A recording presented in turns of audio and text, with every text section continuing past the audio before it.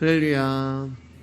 하나님의 말씀은 요한복음 19장 17절에서 24절까지 말씀 보도록 하겠습니다. 요한복음 19장 17절에서 24절까지의 말씀 보도록 하겠습니다. 제가 한 절, 여러분 한 절, 마지막 24절은 같이 합독하도록 하겠습니다. 요한복음 19장 17절에서 24절까지 말씀입니다. 그들이 예수를 맡음에 예수께서 자기의 십자가를 주시고 회골 히브리 말로 골고다이라는 곳에 나가시니 그들이 거기서 예수를 십자가에 못 박을세 다른 두 사람도 그와 함께 좌우편에 못 박으니 예수는 가운데 있더라. 빌라도가 패를 써서 십자가 위에 붙이니 나사렛 예수 유대인의 왕이라 기록되었더라. 그래서 못 박히신 곳이 성에서 가까운 거로 히브리와 로마와 헬라말로 기록되었더라. 유대인이 대제사장들이 빌라도에게 이르되 유대인의 왕이라 쓰지 말고 자칭 유대인의 왕이라 쓰라 하니 빌라도가 대답하되 내가 쓸 것을 썼다 하니라. 그들이 예수를 십자가에 못 박고 그의 옷을 취하여 네 겟에 나눠 각각 한 개씩 얻고 속옷도 취하니 이 속옷은 호지 아니하고 위에서부터 통으로 짠 것이라. 그들이 서로 말하되 이것을 찢지 말고 누가 얻나 제비 뽑자 하니 이는 성경에 그들이 내 옷을 나누고 내 옷을 제비 뽑나이다 한 것을 응하게 하려 함이로라. 군인들은 이런 일을 하고. 아멘. 우리 옆사람과 인사하겠습니다. 귀하십니다. 귀하십니다. 빌라도가 이제 유대인들의 그 호응에, 유대인들의 그 요구에 결국 이기지 못하고 예수님을 십자가에 매달게 되죠. 예수님은 십자가에 매달면서 이제 빌라도가 그 십자가에 패를 하나 써서 붙이는데 그 패의 내용이 뭐냐면 나사렛 예수 유대인의 왕이라는 그런 패의 내용을 써서 십자가 위에 팻말로 이제 붙여버리는 거예요. 그냥 유대인의 왕이라고 해도 되는데 빌라도는 앞에 나사렛 예수라는 말을 집어넣은 것입니다. 그러니까 이 말은 나사렛 출신인 예수가 유대인의 왕이다라는 그런 말이 되는 것입니다. 이런 빌라도의 행동에 유대인들은 또 심기가 불편해졌어요. 왜냐하면 예수 그리스도를 유대인의 왕이다라고 하는 그 말 때문에 유대인들의 마음이 좀 불편했고 즉시 이제 빌라도에게 대제사장들이 가서 항의를 하죠. 뭐라고 항의하냐면은 유대인의 왕이라는 그 앞에 자칭이라는 말을 넣어달라고 요구를 해요. 그럼 어떤 말이 되냐면 나사렛 출신 예수가 자칭 유대인의 왕이라 했다 이런 말이 되는 거예요. 그러니까 자칭이 들어가는 거랑 안 들어가는 거랑 틀리죠. 자칭이란 말이 안 들어가면은 유대인의 왕 이러니까 마치 유대인들이 그 예수 그리스도를 왕으로 인정하는 것처럼 보였단 말입니다. 그래서 유대인들은 우리는 그 예수를 왕으로 인정하지도 않고 인정할 수도 없기 때문에 자기 스스로 왕이라고 한 거라고 해주세요라고 이제 빌라도에게 요구를 하는 거예요. 그러나 여러분 지난주에도 이제 말씀을 나눴지만 오늘 제가 이제 설교를 준비하면서 이제 또 이쪽으로도 많이 이렇게 쓰여졌는데요. 예수님은 자기를 스스로 왕이라 한 적이 없어요. 예. 다 유대인들이 또 빌라도가 네가 유대인의 왕이냐, 네가 유대인의 왕이냐 그렇게 이야기한 거지. 예수님은 스스로를 왕이라 내가 왕이다 그러신 적이 없단 말입니다. 왜냐하면 뭐라고 말씀드렸어요? 예수님에게는 자기가 없다라고 말씀드렸잖아요. 예수님은 하나님이시지만 그분이 하나님과 동등됨을 취할 것으로 여기지 아니하시고 자기를 비우신 것입니다. 자기를 비우셨기 때문에 하나님이 인간이 되신 것이고, 그리고 예수님이 자기를 비우셨기 때문에 그 빈 공간으로 저와 여러분이 들어가서 구원을 얻게 된 거예요. 여러분, 그분이 만약에 자신을 스스로 비우지 않으셨다면 저와 여러분들에게는 영생과 구원과 생명이 주어질 수가 없다는 것입니다. 이 우주는 하나님으로부터 출발을 하는데 이 우주에는 하나님 외에는 다른 것들이 존재할 수가 없었어요. 그래서 그분을 절대자라고 이야기하고 전능자라고 이야기를 하고 그 우주의 그 한 분만으로 꽉 찬 상태를 우리는 충만이라고 하는 거예요. 다른 것들이 들어갈 수 없는 상태, 어떤 틈이 없는 상태, 그것을 충만이라고 하는 거예요. 그러니까 절대자로 가득 차 있고 전능자로 꽉 차 있는 이 우주라고 하는 이 세계라는 곳 가운데 그분이 스스로 자기를 양보하지 아니하시고, 그분이 스스로 자기에게 틈을 내지 않으시고, 그분이 스스로 자기에게 있는 어떤 것을 비우지 아니하면은 다른 피조물은 이 우주에 살아갈 수가 없게 되어 있단 말입니다. 그분이 당신의 절대성을 끝까지 포기하지 아니하시고 당신의 절대성을 주장하셨다면은 어떠한 피조물도 이 우주라는 공간에, 이 세계라는 공간에 숨을 쉴 수가 없는 거예요. 우리가 멀리 갈 것도 없이 태양 가까이만 가도 우리는 다 불타 없어지는데, 히브리서 말씀 보면 하나님을 향해서 하나님이 나는 소멸하는 불이라고 말씀하셨잖아요. 그러니까 그분이 그 소멸하는 불을 끄시지 않으셨다면 저와 여러분들은 이 세상에 존재할 수도 없었고, 그분이 당신의 영광에 틈을 내지 아니하시고 당신의 절대성에 양보를 하지 않으셨다면 저와 여러분들 가운데는 구원과 영생과 생명이 주어질 수가 없었다는 거예요. 사실 여러분, 이건 굉장히 엄청난 일이에요. 그것을 빌립보서 2장 말씀 가운데 뭐라고 얘기해요? 자기를 낮추시고 죽기까지 복종하셨으니. 그게 자기를 낮추시고 죽기까지 복종하신 거예요. 여러분, 이게 굉장히 어려운 거예요. 이게 이해가 될지 모르지만 어느 날 어떤 대기업의 회장님이 자기를 낮추시고 밑에 어떤 가장 밑바닥에 있는 그 삶으로 내려오셔서 여전히 그런 신분이심에도 불구하고 그런 삶을 산다는 건 어려운 거잖아요. 근데 그것과 비교할 수 없는 엄청난 하나님이 그런 일을 저와 여러분을 위해서 하셨단 말입니다. 자기를 낮추시고 죽기까지 복종하셨으니. 그곳이 어디냐면 바로 십자가가 되는 거예요. 근데 빌라도가 그냥 유대인의 왕이라고 팻말에 써도 되는데 그 유대인의 왕 앞에 나사렛 예수라고 썼단 말입니다. 사실 이것은 이제 빌라도가 심통이 난 거예요. 지금 자기는 예수 그리스도를 놓아주고 싶고 그에게 어떤 사람에게 느낄 수 없는 신적인 경외감까지 느끼게 되고, 그리고 죄가 없는 자임을 자기가 알기 때문에 예수님을 낳아주고 싶은데 계속해서 유대인이 그것에서 반대를 하고, 심지어는 너 예수를 낳아주면은 가이사의 충신이 아니다라고 협박까지 하니까 빌라도 마음이 굉장히 어려운 것입니다. 그래서 어떻게 내가 이 예수에게 팻말을 쓰면 유대인의 마음이 화가 날 줄을 이 빌라도는 알고 있었어요. 굉장히 유치한 마음이죠. 유아적 자존심이란 말입니다. 그냥 유아적 자존심을 갖고 있는 거예요. 그러면서 거기에다가 나사렛 예수 유대인의 왕 이렇게 쓴 거고, 유대인들이 와가지고 그 앞에 자칭이라는 말을 넣어주세요 라고 얘기하니까 빌라도가 싫은데 이렇게 얘기하는 거예요. 나는 쓸 것을 다 썼다. 오늘 말씀 보면 그러잖아요. 싫은데, 나는 바꾸기 싫은데 하면서 거절을 하는 거예요.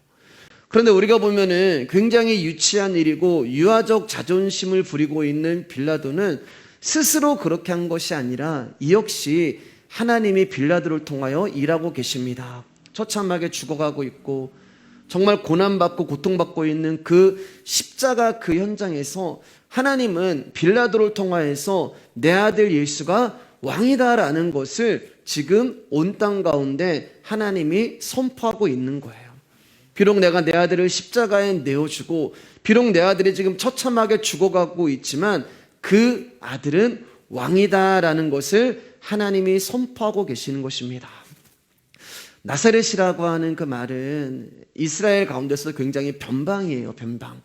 그래서 갈릴리 나사렛이라고 하는 것은 성경의 땅끝으로 불렸거든요. 그래서 온유대와 사마리와 땅끝까지 할 때 그 땅끝이 여러분 갈릴리 나사렛을 말하는 거예요. 그만큼 유대인들은 이 갈릴리 나사렛을 유대인들로 인정하지 않았던 것입니다. 사람들이 중심 지역에 살다가 어려워지고 실패하면 자꾸 변두리로 가잖아요. 변두리로. 그러니까 이스라엘 가운데서 결국 갈 때까지 가고 더 이상 갈 곳이 없는 동네가 나사렛이라고 하는 동네예요. 그러니까 그 동네 출신이고 그 동네에 산다고 하면은 사람들이 무시하고 경멸하고 천대하고 버림받는 그런 동네가 바로 나사렛이 되는 곳입니다. 그래서 나다네일이 보면은 나사렛에서 무슨 선한 것이 나겠냐 이렇게 말하잖아요. 그런데 예수님은 화려한 궁궐이나 휘황찬란한 궁전이 아니라 그렇게 경멸받고 천대받고 버림받는 그 나사렛 땅으로 자기를 비우시고 자기를 낮추시고 죽기까지 복종하면서 그곳으로 오신 거예요. 모든 사람이 가기 싫어하고 포기하고 냄새하고 저주받는 그 땅으로 예수님이 오신 것입니다. 그럼 여러분 왜 예수님이 나사렛으로 오셨을까요? 다른 곳으로 가셔도 되는데 왜 예수님은 나사렛으로 오셨을까요? 그것은 여러분, 저와 여러분들이 바로 그 나사렛이라고 하는 동네에 살고 있기 때문에 그래요. 예수님이 오시고 예수님이 가신 건 다른 이유가 없어요. 내 사랑하는 자녀가, 내가 택하고 부름받은 나의 백성이 거기 있기 때문에 그분이 그리로 오신 것입니다. 여러분의 인생에서 가장 힘들고 어렵고 절망적이고 앞이 보이지 않고 너무 고통스러워서 죽음도 생각해 본 적이 있는 그 자리, 그곳이 바로 나사렛이 되는 거예요. 사역이 무너지고 삶도 무너지고 먹을 것도 없고 잘 곳도 없고 의지할 곳도 신뢰할 곳도 없어져 버린 그 자리, 거기가 바로 나사렛이 되는 거예요. 그리로 예수님이 오신 것입니다. 그러니까 그 말은 우리가 나사렛으로 가지 않으면 예수님을 만날 수 없다는 거예요. 그래서 성경을 보면은 하나님을 만나고 예수님을 만난 사람들의 그 인생을 보면은 다 저주받은 자리, 다 고통받은 자리, 다 삶의 끝자락에 있는 사람들, 다 내일이 없는 그런 사람들이 되는 거예요.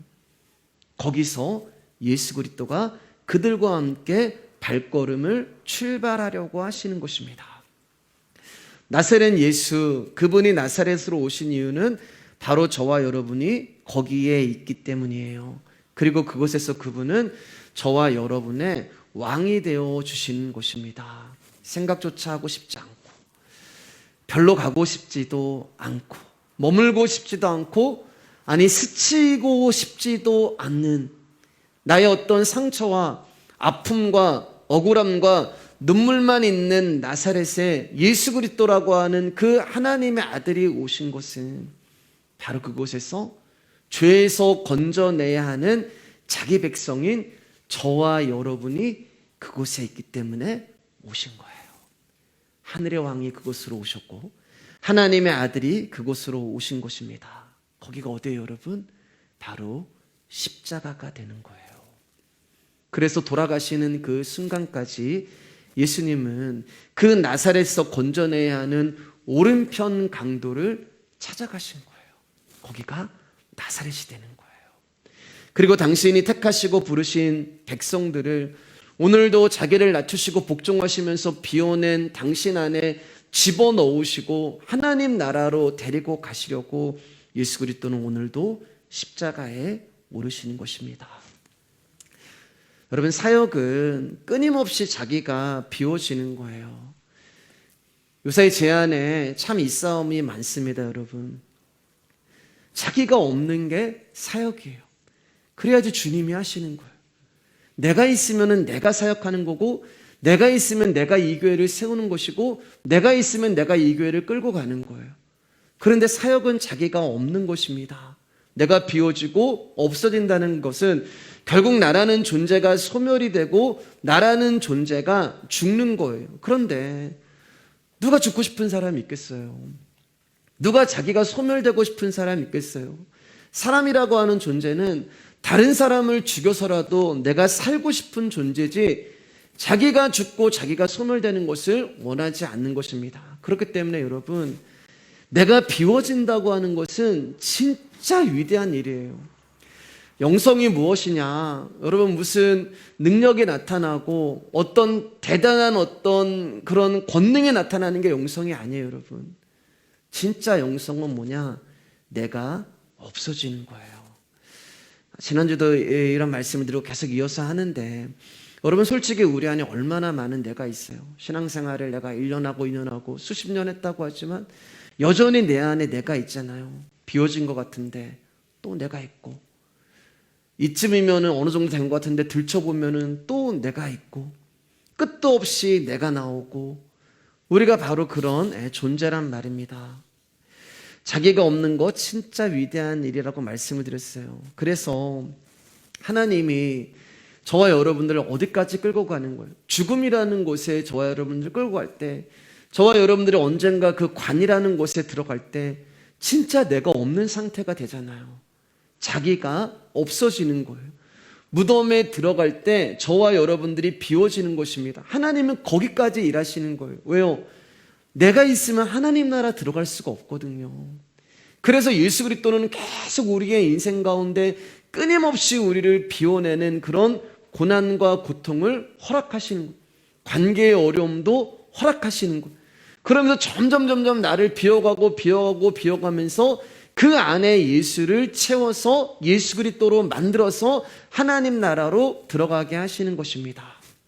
여러분 솔직히 우리가 어떤 일에 반응을 하고 또 어떤 말을 들었을 때 내 안에서 반응을 할 때가 있잖아요. 내 안에서 나도 모르는 나라는 존재가 불쑥불쑥 튀어나올 때가 있잖아요. 그런데 여러분, 내 안에 나라는 존재가 사라지고 없어지면 사실은 싸울 이유도 없는 것입니다.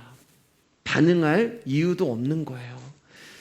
우리는 누군가가 와서 나에게 권면을 하고 충고를 하는 것인데, 우리는 그것이 어떻게 받아들이냐면은 권면을 지적한다고 이야기하고 충고를 간섭한다고 이야기해요.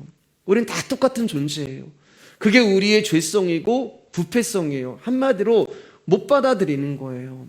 왜냐하면 여전히 우리 안에 나라는 존재가 가득 차 있기 때문에 그렇습니다. 그래서 항상 그런 일이 있으면 충돌이 일어나고 싸움이 일어나는 거예요. 사람은요, 다 자신만의 세계가 있어요. 헤롯이 여러분, 동방박사들이 왔을 때 유대의 왕이 났다고 얘기했을 때 여러분 왜 헤롯이 그 예수 그리스도를 죽이려고 했는지 아세요? 내 세계였거든요. 이스라엘이라고 하는 그 땅에는 내가 왕이었는데 또 다른 왕이 있다는 것을 용납할 수가 없는 거예요. 우리는 다 자기의 세계를 가지고 있습니다. 그리고 그 세계를 갖고 싶어 해요. 그리고 그 내가 원하는 세계가 이루어지지 않기 때문에 낭망하고 절망하고 어려워하는 것입니다. 그런데 여러분, 사람이 꿈꾸는 그 세계의 왕은 항상 자기 자신이 되는 거예요. 다른 누군가를 왕으로 세우고 그의 다스림을 받으면서 살기를 원하는 세계를 꿈꾸고 원하는 사람은 없는 거예요. 그러니까 누군가가 와서 무슨 이야기를 해주면 그게 싫은 거예요. 왜냐하면 자기를 다스린다고 생각을 하고 있기 때문에 그렇습니다. 어떤 사람이 솔직히 누군가가 나한테 와서 나를 다스리는 거 누가 좋아해요? 그래서 아담이 너 이거 먹으면은 하나님처럼 될 수 있어. 그러니까 그걸 먹어버린 거예요. 왜요? 자기 위에 사람은 어떤 존재인지 아세요? 하나님이 있는 것도 싫어하는 존재예요. 내 위에 누군가가 있는 게 싫어해요. 여러분 말씀을 드렸지만 저 또한 사람인지라 여기서 크게 벗어나거나 다르지 않아요. 그렇기 때문에 이 말씀은 여러분에게 들려지기 전에 저에게 먼저 하나님이 말씀을 하시는 것입니다. 하나님 저한테 뭐라고 하셨을까요, 여러분? 너나 잘하세요. 저한테 하시는 말씀이에요. 하나님이 저한테 말씀하시는 거. 그게 뭐예요, 여러분?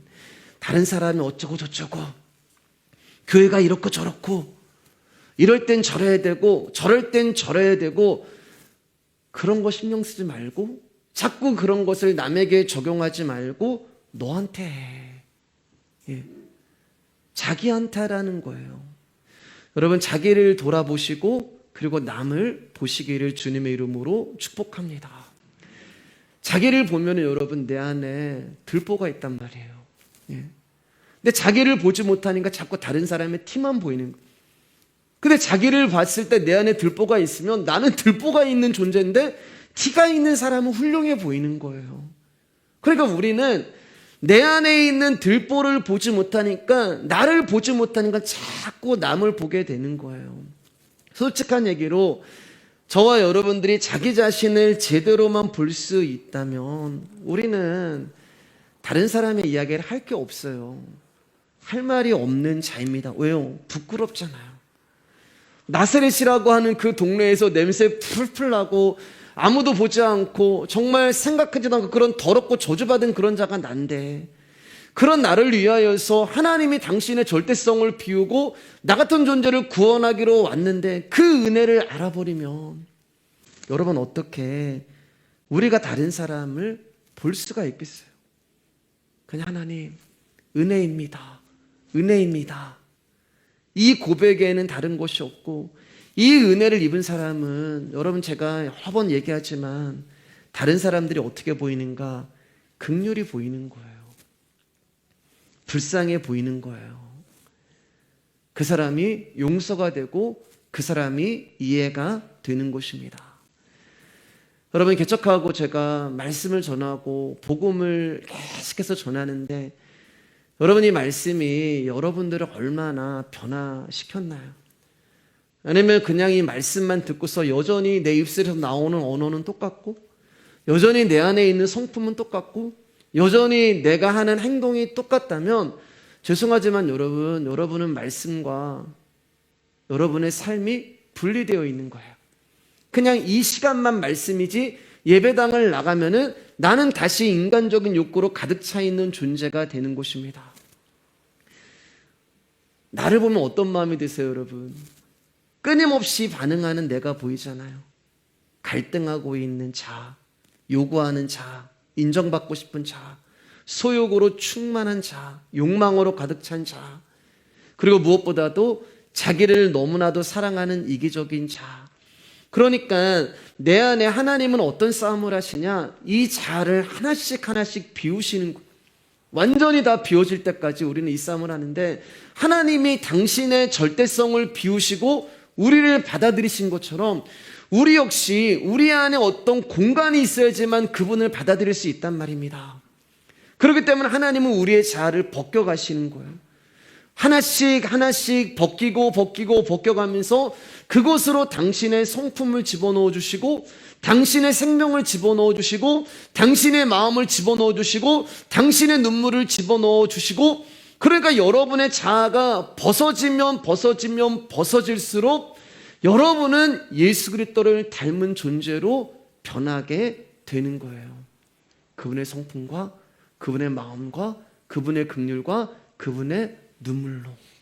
그럼 그 일이 어떻게 일어날 수 있느냐? 에베소서 6장 16절 말씀입니다. 시작. 모든 것 위에 믿음의 방패를 갖추고, 모든 것 위에 믿음의 방패를 갖추고. 여러분 방패는 싸우는 게 아니에요. 방패는 숨는 것입니다. 그럼 여기서 말하는 믿음이라고 하는 방패는 뭐냐? 바로 말씀이 되는 거예요. 예수 그리스도가 십자가에 달려 돌아가실 때 사람들이 예수님을 밑에서 조롱합니다. 비웃는 거예요.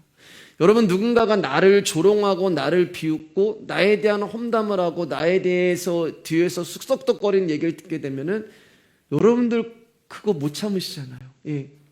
그런데 예수 그리스도는 거기에 반응하지 않으시는 거예요. 왜요, 여러분?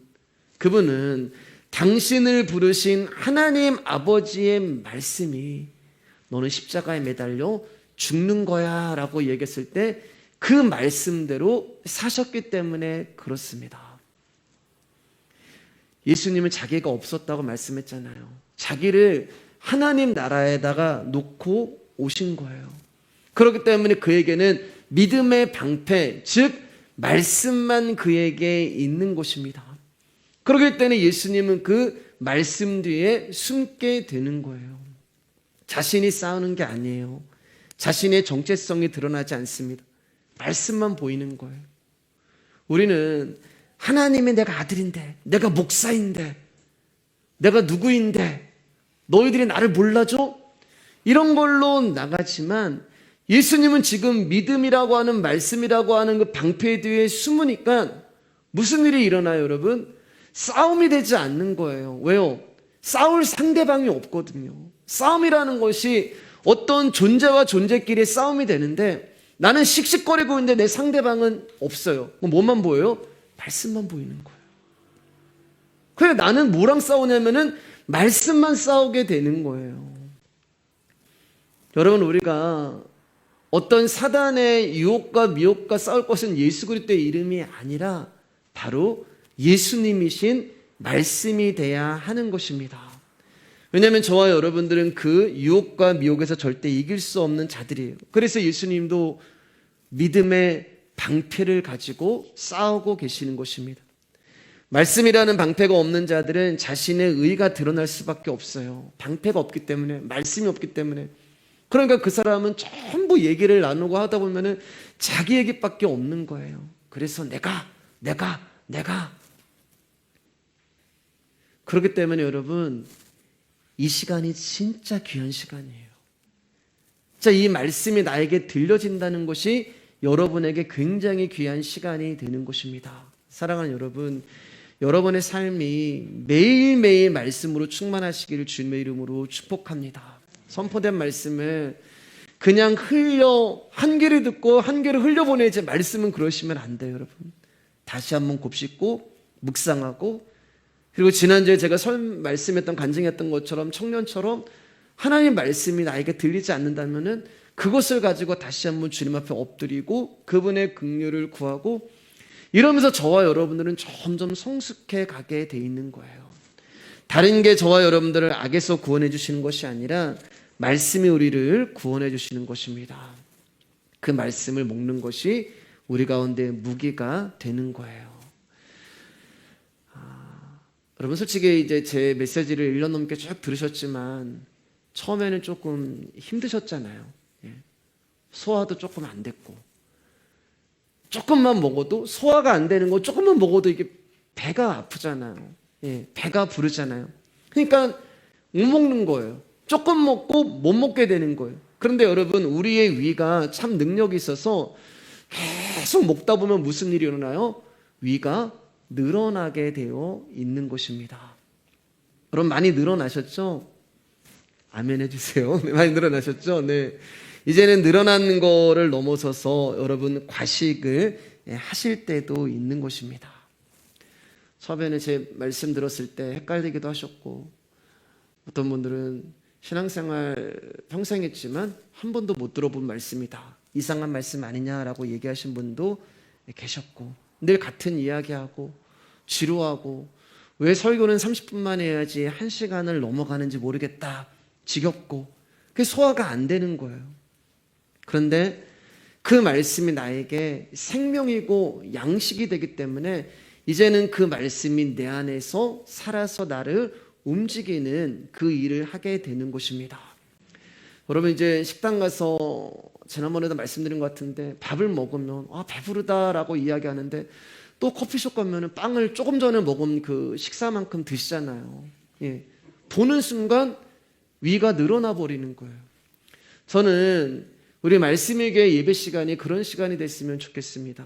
여러분들이 말씀을 들었는데 배부르다라고 이야기하는데 또 달달한 디저트를 보면은 저거 먹고 싶다라고 하는 것처럼 말씀을 듣고 싶고 또 듣고 싶고, 그래서 성경에 뭐라고 말씀하고 있어요? 하나님 말씀이, 성경의 말씀이 꿀송이처럼 달달하고 이야기를 하는 거잖아요. 우리의 입에는 쓸 수가 있어요. 들릴 때는요, 죽는다, 할 수 없다, 오늘은 자아가 비워져야 한다, 이런 말씀이 뭐가 좋겠어요. 그런데 그 말씀이 내 안으로 들어가는 그 순간에 에스겔 고백처럼 그 두루마리, 정말 그 말씀 먹기 싫어가지고, 두루마리가 앞뒤로 꽉 차 있는데 그 내용이 저주에다가 고통에다가 고난에다가 부정에다가 부인에다가 이거 먹으라고 얘기했는데 에스겔이 안 먹거든요. 못 먹어. 하나님 어떻게 저런 걸 먹어요, 두루마리. 그럼 어떤 일이 일어나요? 하나님이 오셔서 에스겔이 입을 확 벌리시는 거예요. 그리고 그 말씀을 강제로 집어넣으시는 거예요.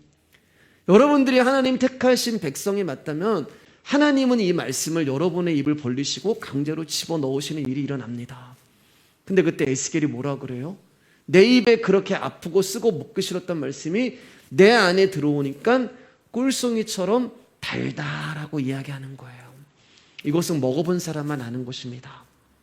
자, 23절 24절 말씀 나누고 오늘 말씀 정리하겠습니다. 좀 빨리 끝낼게요. 23절 24절입니다. 시작. 군인들이 예수를 십자가에 못 박고 그의 옷을 취하여 네 깃에 나눠 각각 한 개씩 얻고 속옷도 취하니 이 속은 호지 아니하고 위에서부터 통으로 짠 것이라. 군인들이 서로 말하되 이것을 찢지 말고 누가 얻나 제비 뽑자 하니 이니 성경에 그들이 내 옷을 나누고 내 옷을 제비 뽑나이다는 것을 응하게 하려 함이로라. 군인들은 이런 일을 하고, 이제 예수님이 십자가에 달려 돌아가실 때 군병들이 예수님의 옷을 나눠 갖기 시작합니다. 이제 왜 네 등분을 했냐면은 4인 1조로 이제 군병들이 있었어요. 4인 1조로 이제 그 당시 때 군인의 이제 형태가 그렇게 됐기 때문에 예수님의 겉옷을 이제 찢어가지고 4조각으로 나눠 가져가고, 속옷은 위에서부터 아래로 통으로 짠 것이기 때문에 그것은 나누지 못하고 제비를 뽑아 한 사람이 가져가죠. 그러니까 여러분 지금 어떤 그림이 된 거예요? 예수님은 겉옷도 벗겨주시고 속옷도 벗겨주시고 지금 시로라기 하나 걸치지 않으신 채 머리에 면류관을 쓰신 상태로, 포박당한 상태로 계신 거예요. 그리고 십자가에 돌아가실 때까지 그 벌거벗은 모습 그대로 달리신 것입니다. 자, 그러면 군병들이 무엇 때문에 예수님의 옷을 서로 나눠 가지려고 했을까요? 예수님은 가난하셨어요. 그래서 그의 옷이 고급천으로 된 것도 아닐 것입니다. 다 낡아 빠지고 볼품없는 옷이었을 거예요. 그런데 군병들은 무엇 때문에 그 옷을 서로 나눠 가지려고 했냐는 거예요. 원래 말씀을 보면은 하나님의 말씀을 응하게 하려 함이러라 라고 이야기하잖아요. 이제 이게 시편 22편 말씀을 하는 건데, 시편 22편을 이제 나중에 여러분 시간 내서 읽어보면 다윗의 고백이지만 그게 예수 그리스도가 십자가에서 일어났던 일들, 하신 말씀들을 이제 기록한 거거든요. 그러니까 이 옷을 나눠 가졌다고 하는 말씀은 시편 22편에 있는 18절 말씀을 이제 응하게 하시려고 이제 옷을 나눠 가졌다라고 성경은 이야기를 하고 있습니다. 옷이 벗겨지고 누군가에게 나의 알몸, 나신이 드러난다는 것은 정말 수치스러운 일이에요. 누군가에게 나의 시로라기 하나 걸치지 아니하는 나의 모습이 적나라하게 드러난다는 것은 죽음과 같은 수치와 또 고통스러운 모멸감과 창피함과 어쩔 때는 그런 나 자신에 대한 경멸감이 들 때도 있단 말입니다. 그래서 우리는 이 수치와 창피함과 모멸감을 감추고 피해보려고 끊임없이 옷으로 자기를 감춰요. 말씀대로 살아보려고 하고, 착한 행실도 하면서 겉옷을 입고, 헌금도 하면서 옷을 입고, 기도도 하면서 스스로 나는 썩 괜찮은 존재야 라는 것을 보여주고 싶어요. 그게 여러분 겉옷을 입는 거예요. 겉옷. 사람들은 그 사람의 겉옷만 보여요. 우리가 누군가를 봤을 때 그 사람의 속옷이 보이지 않아요. 우리는 그 사람의 겉옷만 보게 되어 있는 것입니다. 그런데 그 안에 속옷을 입었는지 안 입었는지는 몰라요. 그럼 어떨 때 알아요? 그 겉옷이 벗겨질 때 그 사람이 속옷을 입었는지 그렇지 않은지 알게 되어 있는 것입니다. 여러분, 옷을 입을 때 속옷을 안 입고 겉옷을 입는 사람은 없어요. 반드시 속옷을 입고 겉옷을 입게 되어 있는 것입니다. 그런데 우리는 나라는 존재가 수치를 당하고 창피를 당하고 경멸을 당하는 것이 두려워서 속옷을 입지도 않은 채 겉옷만 입는 거예요. 그러면 속옷은 무엇이냐? 바로 예수 그리스도의 생명이 되는 거예요.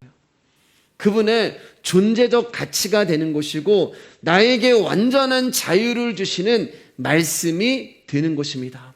그러니까 내가 속옷을 입지 않고 겉옷만 입고 있고 나는 썩 괜찮은 자야라는 것을 보여주는 것은 거짓이고 가짜고 진리가 아닌 거예요. 그래서 주님이 우리의 옷을 벗겨버리시는 거예요. 노아가 방주에서 나오자마자 제일 먼저 한 것이 포도나무를 심고, 그리고 포도나무에서 나온 그 포도주로 포도주를 마시고 취하여 어떻게 해요? 옷을 벗어버려요. 유일하게 하나님께 은혜를 받았던 사람이고 하나님의 말씀을 들었던 사람이에요. 그런데 그가 지금 술에 취해서 옷을 벗어버리는 추태를 보이고 자식에게까지 망신을 당하는 것입니다. 사랑하는 여러분, 포도나무가 포도주가 되기 위해서는 그 포도가 으깨어지고 밟혀지고 부서져야 돼요. 그게 뭐예요? 포도가 죽어야지만 포도주가 되는 거예요. 그게 예수 그리스도의 보혈이란 말이에요. 그러니까 이 노아가 먹은 것은, 마신 것은, 그 포도주가 의미하는 것은 예수 그리스도의 십자가의 보혈을 말하는 거예요. 노아가 그 보혈, 그분의 영을 마심으로 말미암아 취해버리죠. 그분의 세술에 취해버림으로 말미암아 그가 입고 있던 겉옷을 벗어버리는 거예요. 나를 위장하려는 것, 나를 감추려는 것. 아까도 얘기했지만 내 안에 들보가 가득한데 그것을 감추면서 너는 왜 그렇게 살아? 라고 이야기하는 나라는 자, 그것을 예수님이 벗겨버리시는 거예요. 그러니까 노아는 술을 많이 마셔서 취한 것이 아니라 보혈이라고 하는 포도주, 성령이라고 하는 세술에 취해 자기 옷을 벗은 것입니다. 그런데 재밌는 것은 노아가 그 옷을 벗었을 때 성경을 보면 뭐라고 기록되어 있냐면은 하체가 드러났다라고 말씀하고 있어요. 하체가. 그럼 그 말은 뭐예요? 속옷을 입었어요? 안 입었어요? 안 입었다는 얘기예요. 우리는 겉옷만 입고 있어요. 그래서 하나님이 네가 어떤 존재인지 적나라하게 까발려 버리는 거예요. 반드시 여러분, 우리가 그 예수 그리스도의 십자가의 복음을 알고 그분의 말씀을 알고 그분께 구원과 영생을 얻고 하나님 나라의 백성이 되기 위해서 필요한 과정이 뭐냐? 내가 누구인지가 드러나야 한다는, 하나님은 그걸 먼저 보게 하는 거예요. 내가 누구인지를 알아야지만 나를 구원해 줄 그분을 붙들게 되는 거예요. 내가 야곱이라는 것을 알아야지만 하나님을 붙들게 되는 거예요. 그래서 하나님은 우리가 어떤 존재인지를 벗겨버리시는 거예요. 벗겨버리니까 내가 속옷을 입지 않은 것이 드러나기 시작합니다. 말씀으로 나의 겉옷이 깨지고 그분의 보혈로 나의 겉옷이 박살이 나고 그분의 영으로 나의 겉옷이 부서지기 시작하니까 내가 어떤 존재인지가 적나라하게 드러나는 거예요. 다윗이 여호와의 괴가 들어왔을 때 덩실덩실 춤을 출 때 미갈이 멀리서 보니까 그 치마가 이제 에봇이라고 하는 그 원피스가 막 올라갈 때마다 다윗의 몸이 보이는 거예요. 성경을 보면 뭐라고 이야기하면 다윗이 왕이 염치도 없고 채통도 없이 계집종 앞에서 그의 몸을 드러내냐 이렇게 얘기해요. 그게 뭐냐면은 다윗이 춤을 출 때마다 그 몸이 드러났다는 것은 속옷이 없었다는 거예요. 그래서 그걸 가지고 왕이 채통도 없이 그 여자 앞에서 그렇게 너의 그 몸을 보여주냐? 지금 미갈이 그 이야기를 하고 있는 거예요. 그러니까 하나님 마음에 합하다고 한 다윗, 하나님 앞에 예배를 열심히 드렸던 다윗, 우리가 다윗처럼 되게 해주세요라고 하는 그 다윗마저도 자기가 밧세바를 간음하고 우리아를 죽여놓고서도 안 그런 척하는 겉옷을 입고 있었단 말이에요. 그래서 하나님이 그 옷을 벗겨버리는 거예요. 어디서요? 여호와의 궤 앞에서, 그분의 말씀 앞에서. 요셉도 마찬가지입니다. 사랑하는 여러분, 하나님은 끊임없이 우리의 겉옷을 벗기시는 거예요. 노아의 옷을 벗기시고 다윗의 옷을 벗기시고 요셉의 옷을 벗기시고 저와 여러분의 옷을 벗기시는 거예요. 왜냐하면 그 옷은 전부 나라는 존재의 자라는 의시고 내 삶의 찌꺼기이기 때문에 그렇습니다. 그래서 하나님이 그 옷을 벗기시는 거예요. 그런데 그 옷이 벗겨질 때마다 수치를 당한다고요. 그 옷이 벗겨질 때마다 창피를 당해요. 노아는 자기의 아들에게 모욕감과 수치를 당하고 다윗은 자기 미갈에게 수치를 당하고 계집종에게 창피함을 당하고 요셉은 그 겉옷이 벗겨짐으로 말미암아 고난과 고통과 어려움의 삶을 살게 돼요. 말씀은 그 일을 해요, 여러분. 저는 여러분들이 말씀을 들었을 때 많이 아프셨으면 좋겠어요. 히브리서 4장 12절 말씀 가운데 좌우의 날성검이 하나님 말씀이라고 얘기하는데 그 말씀이 말씀을 듣는다는 결국 나를 찌르는 건데 여러분 어떻게 안 아프겠어요? 그 말씀이 우리를 찾아왔을 때 저는 여러분들이 그 말씀 앞에서 적나라하게 벗겨지는 그 일이 일어나기를 축복합니다. 그 말씀 앞에 때로는 부끄럽기도 하고 그 말씀 앞에 때로는 숨기도 하고 그 말씀 앞에 그래 내가 이런 존재였지라고 나를 돌아보기도 하고 그 말씀을 통하여서 때로는 다른 사람을 긍휼히 여기기도 하고 용서하기도 하고 불쌍하게 보기도 하고 너무나 그 말씀이 고통스러워서 그 말씀을 들을 수 없어 이 자리에서 뛰쳐나가고 실제로 제가 어디 가서 말씀을 전하는데 그런 일이 일어났어요. 너무 그 말씀이 힘들어서 듣기 싫어서 나간 사람들도 있어요. 근데 말씀은 그 일을 하는 거예요. 우리를 벗겨내야 되는 거예요. 여러분 왜 한도 뼈가 부러지는지 아세요? 하나님까지도 이겨먹으려고 하니까 그래요. 하나님 우리의 옷을 벗기시려고 하는데 하나님 나는 이 옷이 너무 좋아요. 나는 이 옷이 좋은데 왜 자꾸 나한테 왜 이러세요? 라고 하면서 안 벗으려고 하니까 하나님은 우리의 환도뼈를 박살을 내시는 것입니다. 그럼 왜 주님이 이렇게 우리의 옷을 벗기시려고 할까?